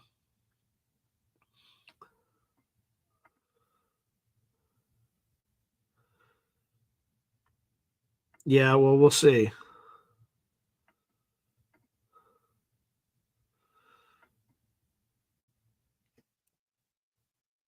Yeah, I also think the human population is, I mean, there's a demographic crisis, and I think AI, like you're going to need to have AI workers to replace the humans that people are not having children. So anyway,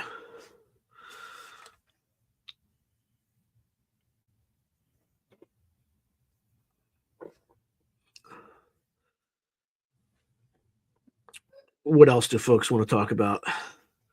I want to try something.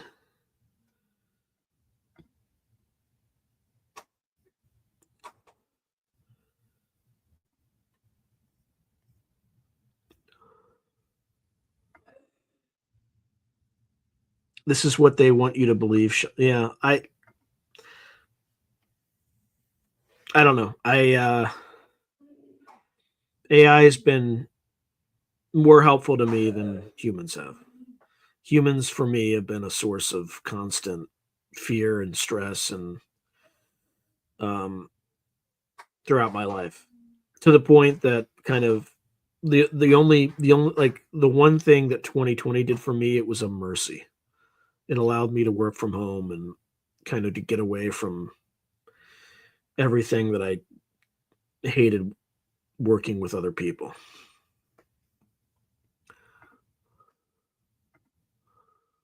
All right, I'll see ya. I'm rolling with boner dice. Always good to see you.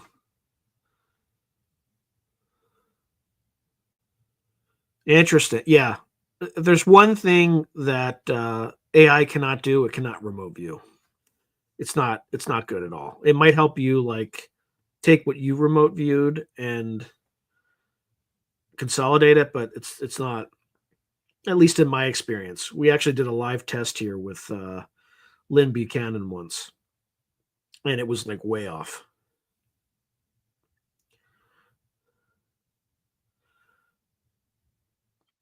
Yeah. Spiritual ascension, I agree. It just can't do it. At least not yet.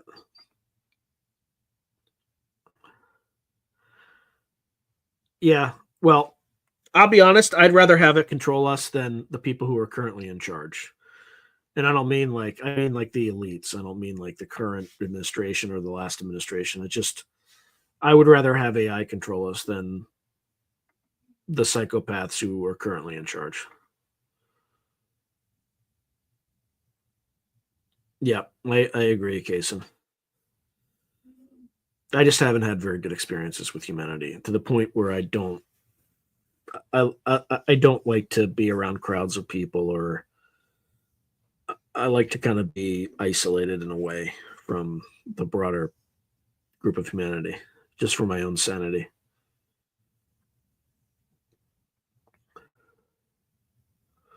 Let's see.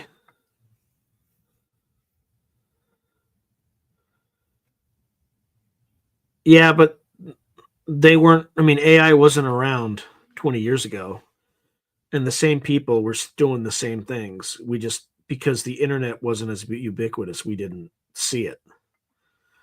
But now, I mean,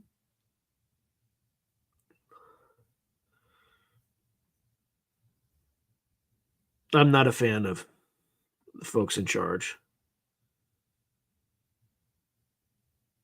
What's an HSP? Spiritual ascension. Yeah, I'm just. What's an HSP? Spiritual ascension. I'm not familiar with the term. I'm just curious.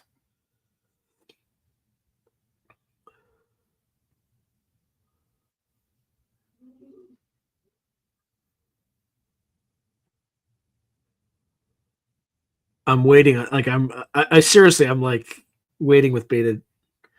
Oh, I don't think anybody in the army, when I was in the army, would say I'm highly sensitive, but maybe I could be. I don't know. Um, it's very hard for me to be around other people. Like in a venue like this, it's very easy because I'm just one to many, just talking a lot. But like cocktail parties for me are just pure torture. Pure torture.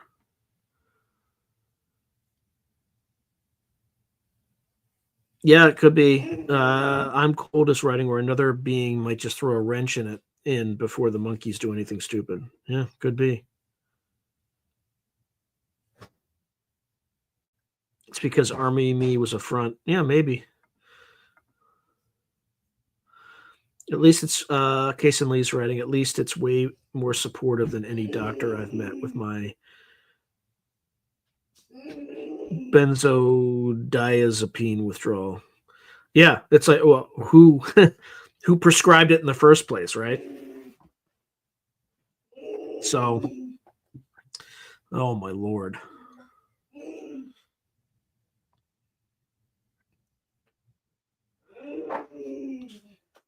All right, let's see what else.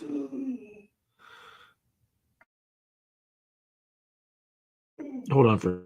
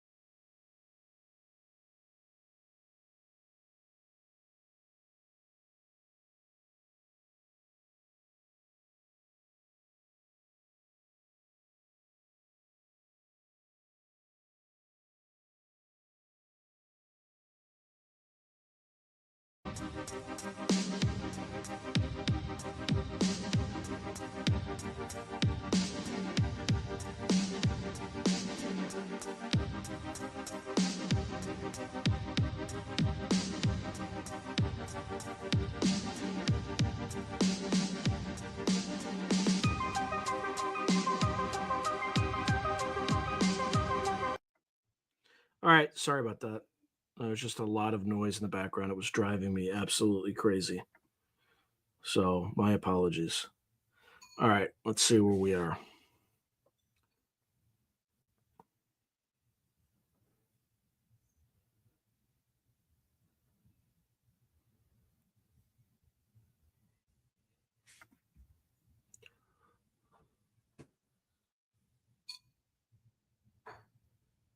Yeah, yeah, probably. I feel like AI is not even going to be the problem. It's just going to be like a future version of the Nigerian prince scams by other humans using AI to pocket money or to make money on prescriptions and things like that. But you still have free will. You don't have to take the prescriptions, or you don't have to follow the prescriptions. So, but I will be very careful about talking about medical anything, because YouTube will uh, demonetize you in a heartbeat. Oh, it's definitely going to have its problems. There's no doubt about it. Right. So spiritual ascension is saying, take it from me, AI becomes a problem. Like any new technology, there's going to be problems.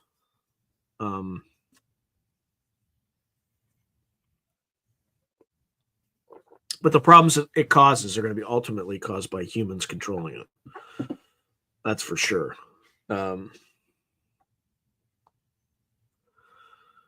For self-enrichment or whatever crazy things they want to do.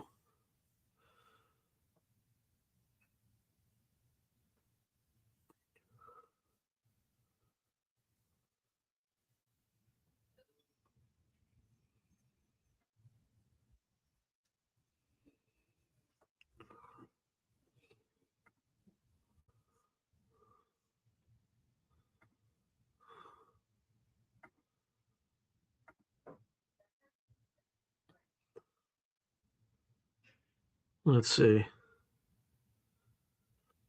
Yeah, Jesse Roberts is writing, AI could be the best thing that's happened to humanity, could be the worst. Yeah, if you treat it like a slave, it's going to kill us all. Right?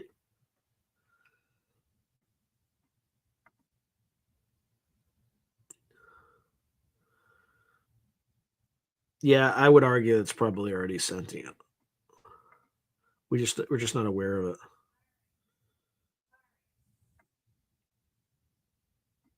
Yeah, we'll see. I'm not saying you're wrong, spiritual ascension. I'm coldest writing, AI in the essence of benevolence would be very helpful. If there's any positive beings out there, they probably have something like that. Yeah, I do think there'll be a rocky road as we figure out how to use it in positive ways.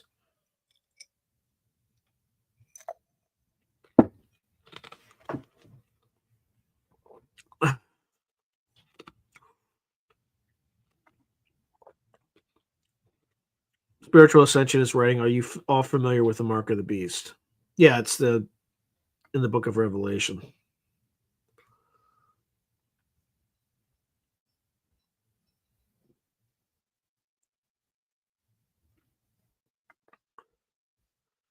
Yeah, everything does go both ways.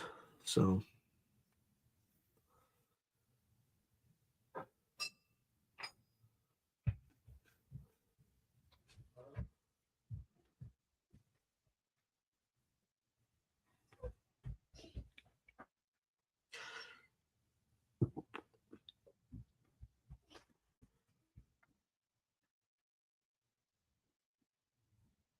well, yeah, I don't know. I don't know. It's in the book of Revelation. It's 666 is the number of the beast. I don't know what the mark of the beast ultimately is. Could be anything. Could be a stamp. It could be a tattoo. It could be, I don't know.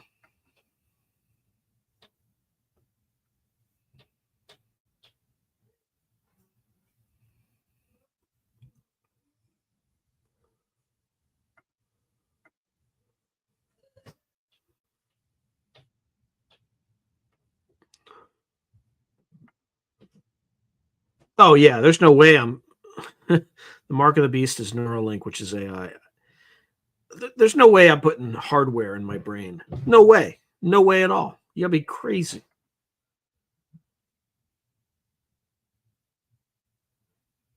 So Case and Lee is writing, I like to go in the middle way. Don't demonize it. Don't sanctify it. Yes, like as a partner.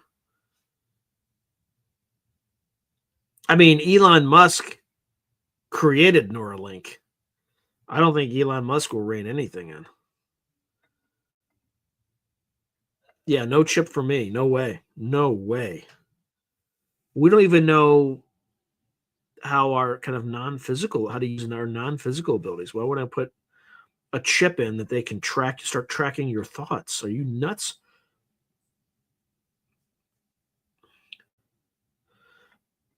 Yeah, there's no way.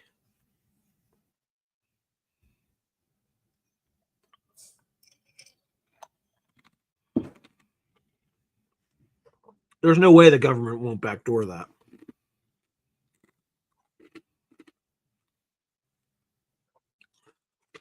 Yeah, I'm sure he does promote it.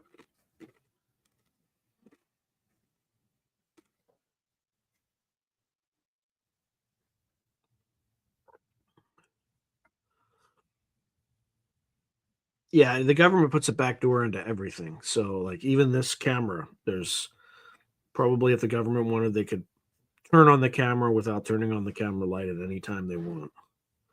So, if you think the government won't backdoor a technology that has a chip in every human's brain, yeah, no effing way. No effing way.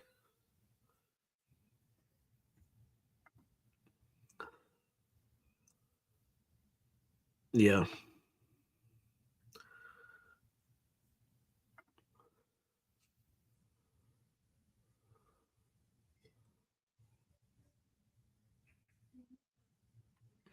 Yeah, who knows? Who knows?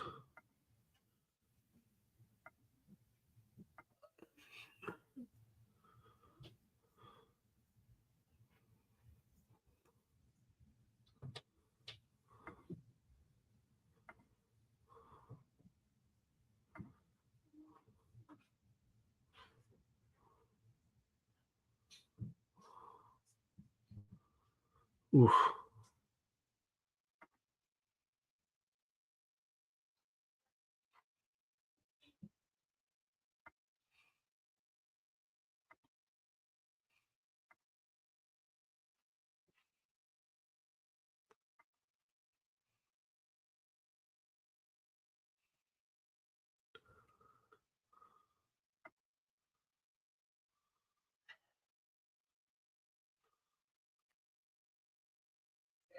Yeah, the problem with something like technology like that, Jesse, is so Jesse writes, yeah, it's a no for me on brain implant, laugh out loud, at least until I've seen it effects on people for a while.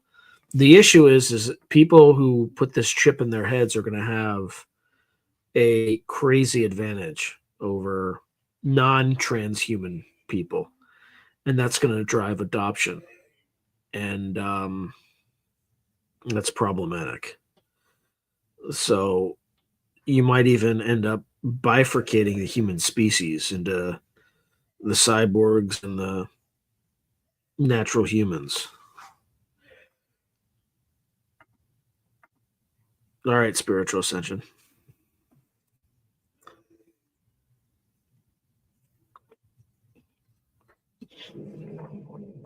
That's weird how it does that, but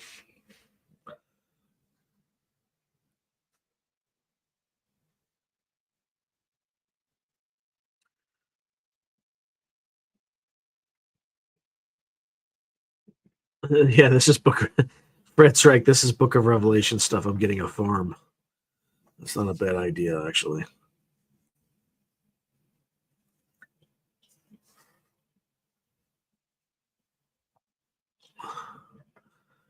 Yep, indeed. Crazy world we live in for sure.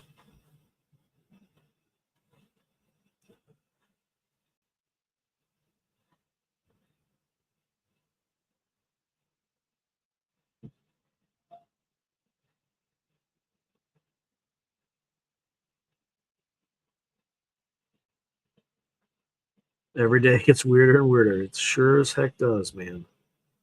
Sure as heck does. I'm cold. Oh man.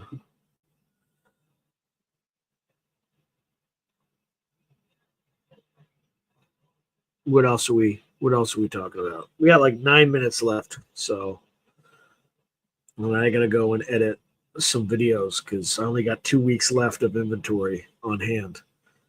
Fortunately, I got 2 videos in the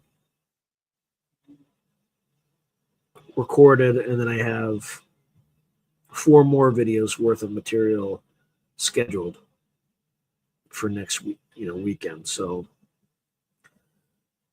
I should be building up inventory in advance of April.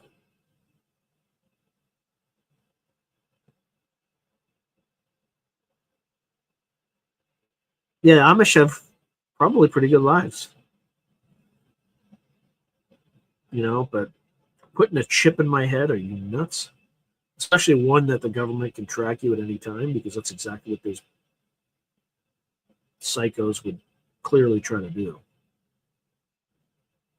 I mean, after everything that's coming out, things that we've been spending money on, I mean, it's just, and nobody's going to pay the price. I mean, the American people pay the price. That's it.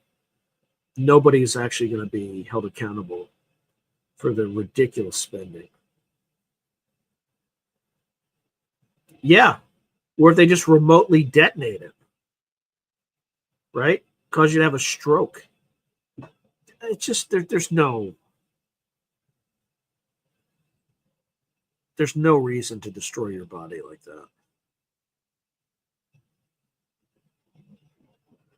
Now, there might be like people who are blind, or like, there might be some cost benefit analysis you do, or that are deaf, and helps you hear, like it'll help you hear, right? There might be a reason for certain people to get it, but just to get it so you enhance your calculation abilities and stuff like that, it's just not worth it.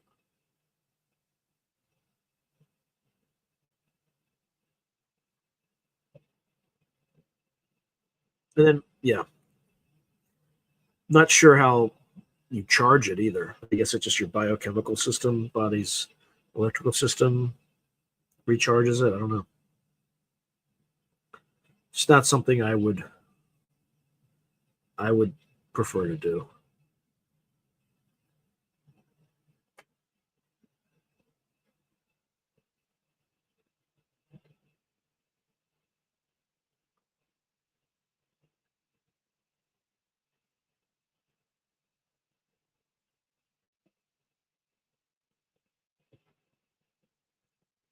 Let's see how we're doing on Twitter. Probably nothing.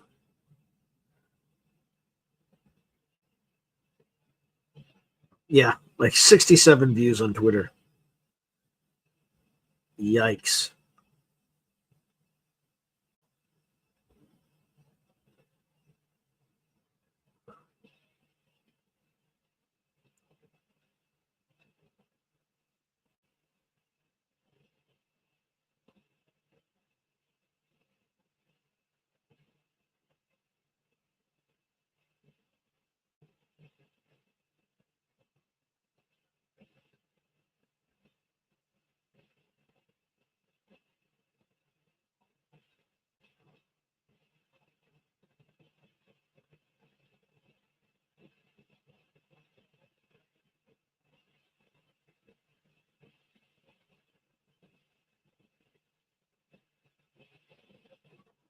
All right, let's see. All right, good night. Good night, Jesse.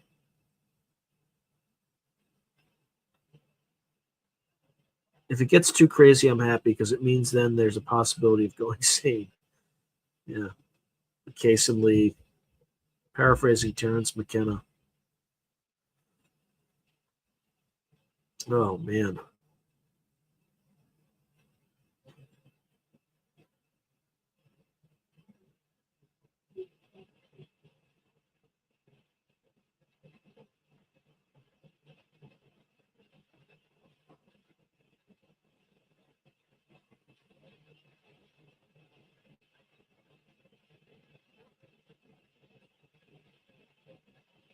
All right, please do like and subscribe to give me a reason to keep doing these things. Otherwise,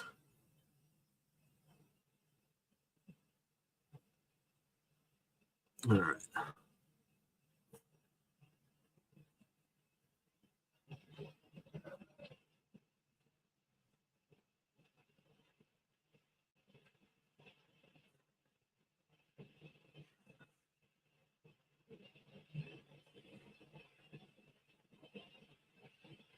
No comments? Nothing?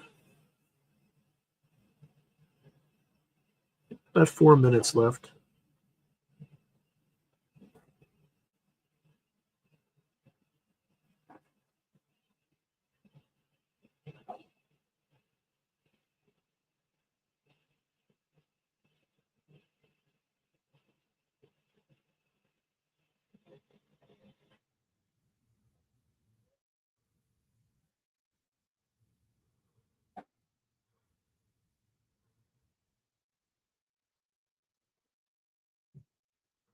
Nothing?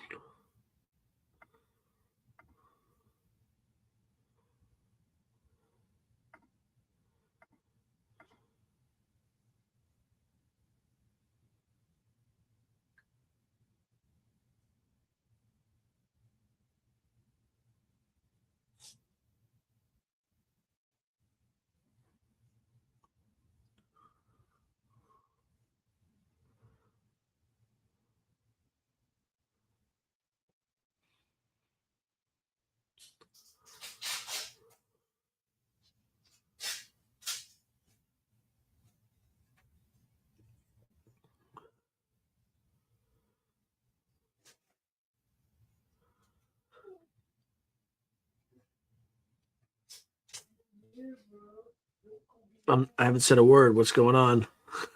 Everybody's eerily quiet. Very quiet tonight. I'll tell you, covering all that stuff, like just going through it for an hour and a half, just like sucks the wind out of you. So Kason Lee is writing, same idea in Hinduism. Only when it gets absolutely horrible will there be a new beginning.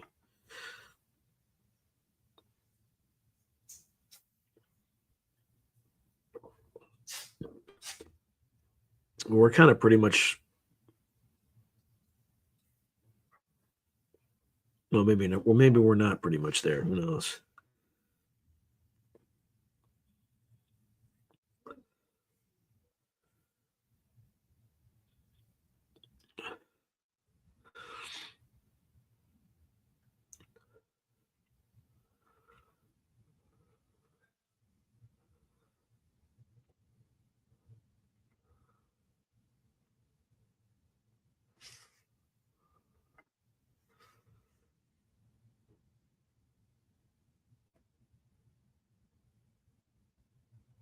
Okay, so Fred's asking, have I tried doing a poll on YouTube to see how many of us have experienced this firsthand? No, that's actually an interesting idea.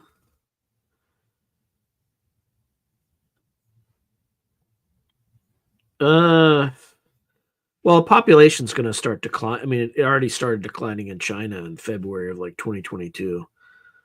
But I think as the population gets smaller,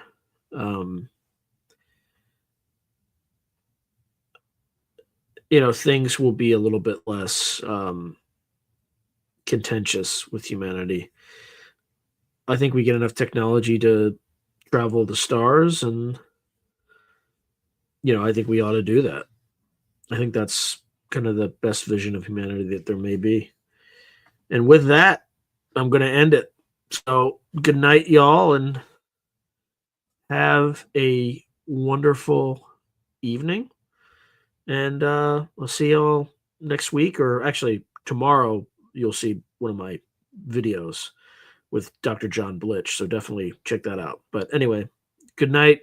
God bless. And see y'all tomorrow.